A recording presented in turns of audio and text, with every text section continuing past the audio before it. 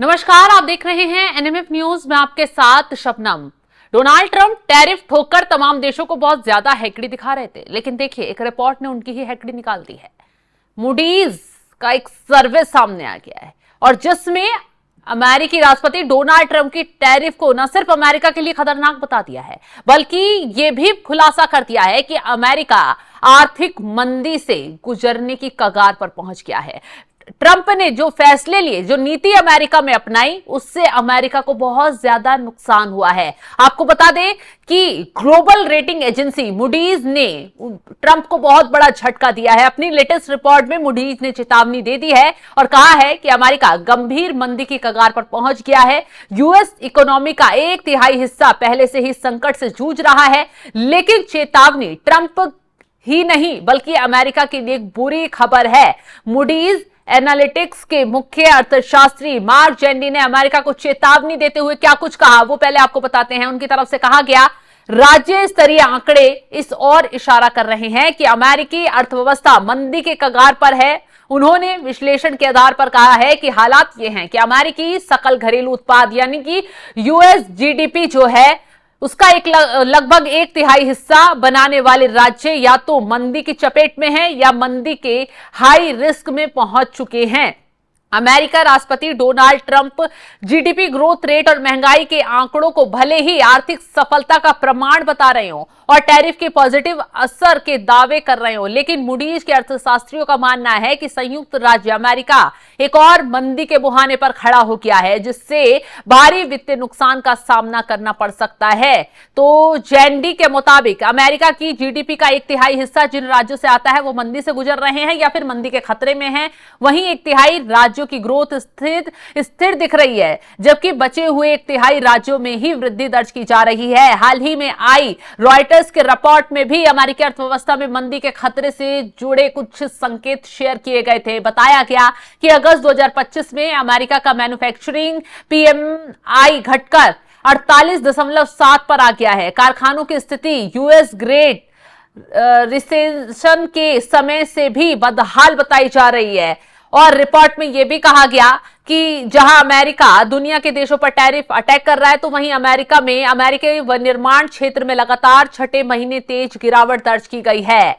इसकी वजह बताते हुए कहा गया है कि देश के कारखाने ट्रंप प्रशासन के आयात शुल्कों के दुष्प्रभाव से जूझ रहे हैं।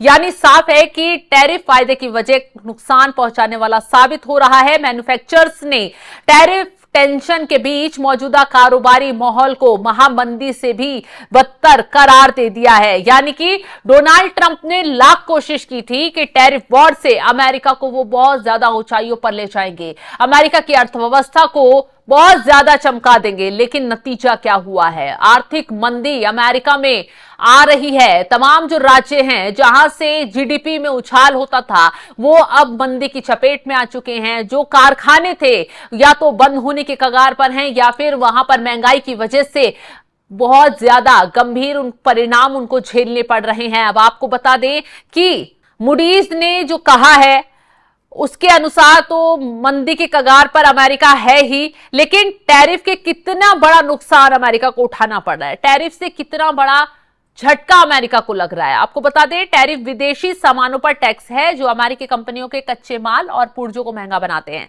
इससे उनकी उत्पादन लागत बढ़ती है, जिसका बोझ उपभोक्ताओं पर लगातार बढ़ रहा है। स्टेट बैंक ऑफ इंडिया यानी एसबीआई के रिपोर्ट के अनुसार भारत से आयात पर 50% तक के टैरिफ से अमेरिका की जीडीपी वृद्धि 40 से 50 आधार अंक तक कम हो सकती है। इसी तरह फेडरल रिजर्व के विश्लेषण से पता चलता है कि व्यापार टैरिफ अमेरिका के जीडीपी में 0.8% तक की कमी कर सकते हैं। अब टैरिफ विदेशी वस्तुओं की कीमतें बढ़ाकर मुद्रास्फीति को बढ़ाते हैं। इससे अमेरिकी परिवारों की क्रय शक्ति घटती है। जाहिर सी बात है, सामान महंगा हो जाएगा, व्यापार महंगा हो जाएगा, तो मार किस पर पड़ेगी? जनता पर। उसे महंगा सामान भी खरीदना पड़ेगा और अगर वो कहीं से व्यापार करते हैं तो उस व्यापार में भी उन्हें शुल्क देना पड़ेगा। तो यही वजह है कि जो भारतीय कंपनियां हो गई या किसी दूसरे देश की कंपनियां अमेरिका में व्यापार कर रही थी, जब उन्हें महंगाई का सामना करना पड़ रहा है तो वो अपना सामान भी महंगा ही सप्लाई कर रहे हैं और जिसका घाटा किसको उठाना पड़ रहा है? अमेरिका को। अब आपको बता दें, विशेषज्ञों का भी मानना है टैरिफ व्यापार घाटे को कम करने में अप्रभावी होते हैं, जबकि टैरिफ आयात को कम कर सकते हैं। वे अन्य देशों की जवाबी कार्रवाइयों को भी प्रोत्साहित करते हैं, जिससे अमेरिकी निर्यात कम हो सकता है। इससे व्यापार घाटा अक्सर अप्रभावित रहता है या बढ़ सकता है।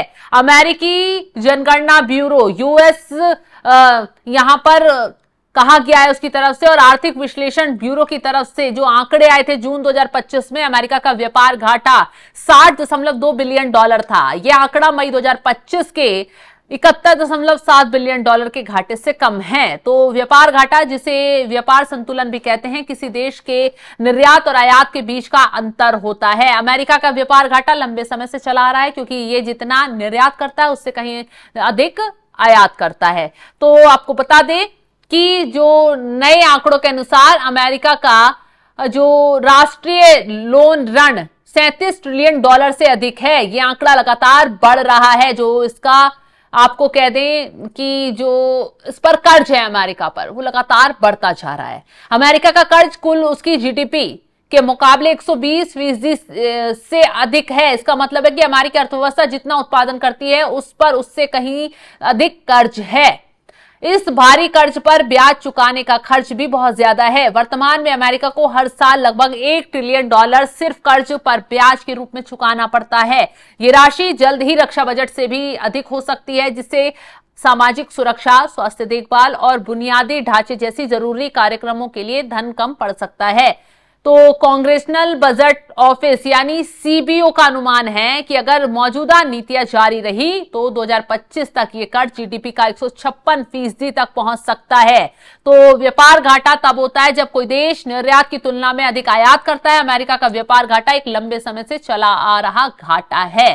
तो जो आंकड़े बता रहे हैं, 60.2 बिलियन डॉलर का अमेरिका का व्यापार घाटा है। अमेरिका का सबसे बड़ा व्यापार घाटा चीन के साथ है। व्यापार ज्यादा होता है।